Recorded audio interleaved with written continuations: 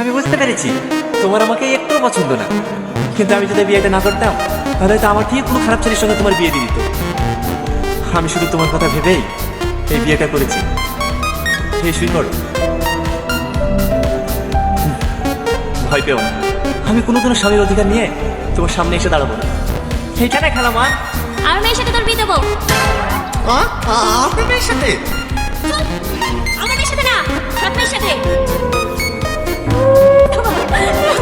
ছাড়ো মা, আমাকে ছাড়ো। লাগাও, আর ভালো করে লাগাও। আমাকে কি পেলে কি দেখতে না, আমার পাহাড় বেরিয়ে যায়। ঠিকই বলছি বোন, আমি তো সাজিয়েই নেই। চুপ কর, আমার কথাটা একবার বোঝা। এবার যদি তোর লেগে আমার মেয়ের বিয়ে ভেঙে যায় না, ওগুলো তো মুখ করে দেবো। বাচ্চাকে করে তো আমি মাথাকে খেয়েছি, এখন আমাদের পিছনে লেগেছি। খালামা, বাজার করা হয়ে গেছে। এই নেন বাকি টাকা। এই যা, রনির সাথে ফোন করে কাটটা।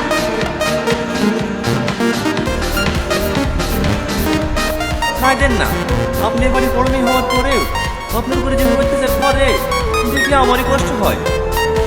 আজ যদি আপনার আপু বেঁচে থাকতো তাহলে কোনোদিন আপনাকে এভাবে কষ্ট দিতে পারত না। আপনি যত তাড়াতাড়ি পারেন ভালো একটা ছেলেকে বিয়ে করে এবার থেকে চলে যান। চুপ করো, তোমার কথা কাটতে বলি। এই সালমা, মানুষ চলে এসেছে, তাড়াতাড়ি ফলগুলো রেডি করে নিয়ে আয়। হ্যাঁ, আসছি মা। ওখানে কইলো আর আব্বা পাখির ব্যবসা করে ওইগুলো দেখাশোনা করতো। হো, আপনাদের বাড়ি রংপুরে বাজারে, হ্যাঁ না ভিতর পানে? না না, একবারে বাজারে, ওই যে আরএম নার্সিং হোমটা আছে না ওর পাশে। ও, হ্যাঁ লেন ভাই, চা খেলে। এখন বুকিস নি, চুপ কর। আমি তো দেখছি।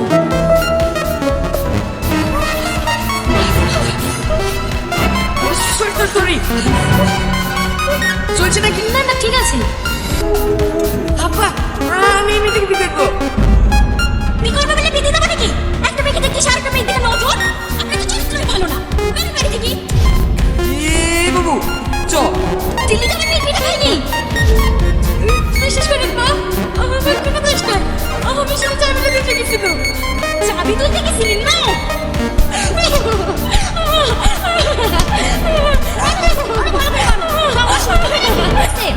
সেই থাকবে না কেন? ওর থেকে কত ভালো ছেলে আছে। সমস্যা তো হচ্ছে আপনার সৎ মেয়ের লেগে। পাড়াতে অনেক লোকের বিয়ে ভেঙে দিছে, বলছে বড় মেয়েকে রেখে ছোট মেয়ের বিয়ে দিছে। তাকে না আপনাকে বড় মেয়েটার বিয়ে দেন। ওর বিয়ে দেবো কি করে? ও বিয়ে হয়ে শ্বশুর বাড়ি চলে গেলে বাড়ি কাজ করতে পারবে? আরে বুঝতে পারলেন না ভাবি, ভাইয়ের বিয়ে দেওয়ার কথা বলছি নাকি? আপনাদের বাড়ি কাজের ছেলের সাথে বিটা দিতেন না? এই গ্রামে থাকবে, আপনার বাড়িতে কাজ করবে, দুবেলা দুটো দুজনকে খেতে দেবেন, তাহলে হয়ে যাবে। কথাটা তো তুমি খারাপ বলোনি। এই টনি, ছাদের উপর থেকে নেমে আয়। আজকে ওদের বিয়ে দিয়ে দেবো। হ্যাঁ বলেন খালামা। ধানগুলো গোছানো হলো? হ্যাঁ খালামা, হয়ে গেছে। আর দু বস্তা মতন হবে। ঠিক আছে, আমি পরে করিস। যা পাঞ্জাবি করে এগা। কেন খালামা? আমার মেয়ের সাথে তোর বিয়ে দেবো। আপনার মেয়ের সাথে? চুপ! আমার মেয়ের সাথে না, সৎ মেয়ের সাথে।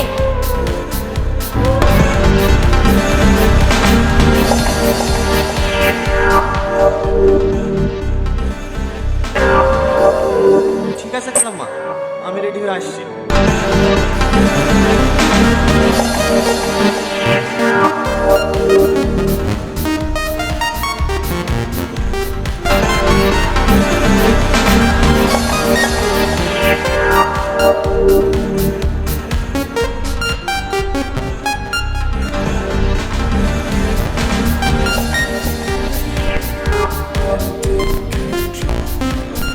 নিয়ে এলাম, খাবারটা খেয়ে এলাম।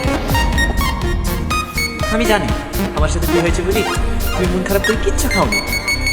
আমি বুঝতে পেরেছি তোমার আমাকে একটুও পছন্দ না, কিন্তু আমি যদি বিয়েটা না করতাম তাহলে তো আমার ঠিক কোনো খারাপ ছেলের সঙ্গে তোমার বিয়ে দিয়ে দিত। আমি শুধু তোমার কথা ভেবেই এই বিয়েটা করেছি। এই শুই করো, ভয় পেও না। আমি কোনোদিনও স্বামীর অধিকার নিয়ে তোমার সামনে এসে দাঁড়াবো না, এইটুকু বিশ্বাস করতে পারো।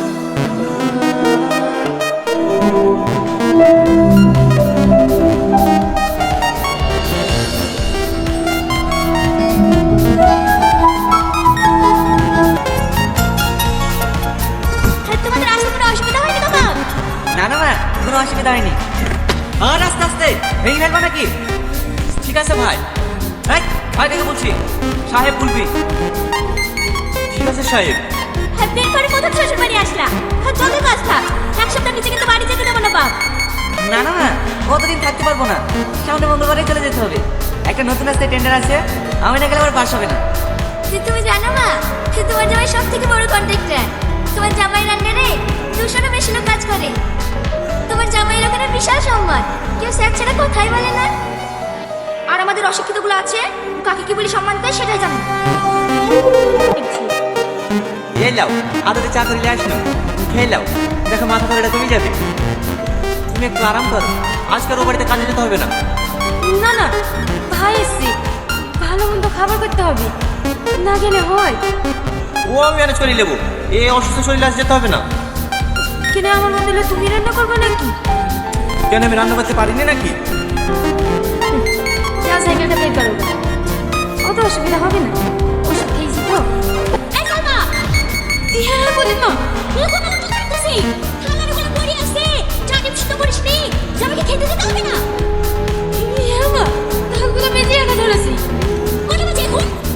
8টা বেজে যাচ্ছে, এখন তুমি থালারে বাজবা, জামাই খাবে কখন? মা, ও শরীরটা একটু খারাপ তো, তাই আসতে একটু লেট হয়ে গেছে। আমি থালাটি মেজে দিচ্ছি।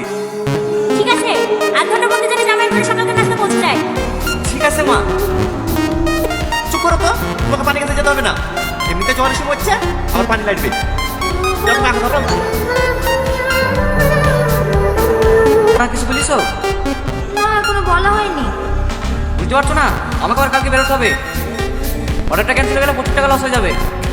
ঠিক আছে, তোমার খাওয়া হয়ে যাক, আমি মাকে ডাকছি। হ্যাঁ বল, প্লেট নালি যা। মিষ্টিগুলা, মিষ্টি তোর ভাই খায় না, খাইলি দেখা।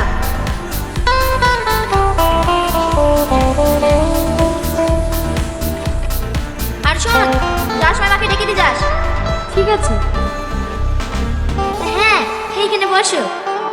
হ্যাঁ বল, তোমার জামাই একটা হাইড্রেটে টেন্ডার ধরেছে, সিকিউরিটি মানি সব 1 কোটি টাকা জমা করতে হবে। কাছে করতে পারে 4-5 কোটি টাকা লাভ হবে, 50 লাখ টাকা মতো শর্ট পড়ছে। তুমি একটু ম্যানেজ করে দাও না মা। এত টাকা আমি কোথায় পাবো? আমাদের 12-13 বিঘে জমি নাই, ওই জমিগুলো বেচে দাও না মা। একবার টেন্ডারটা হাতে পেয়ে গেলে তো ওরকম জমি 1-2 বিঘে কিনা হবে। ঠিক আছে, তুমি কোনো চিন্তা করো না জামাই, আমি খরিদটা দেখছি। তাই কি করছো? মিষ্টিটা খেলে না? আমার মিষ্টি খেতে ভালো লাগে না। মিষ্টি আবার তার অফিস নাই নাকি? এটা আমাকে দাও। আমার মিষ্টিটা তো খুব ভালো লাগে। মা বাড়ি গেল, রাতের খাবারটা বলে রেখে দিয়েছি। হ্যাঁ মা, সব কিছু রেখে দিয়েছি।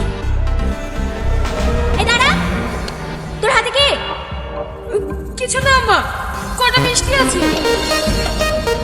আমার জামাই রেখে আসো মিষ্টি, জামাইকে খেতে না দিন তোর জন্য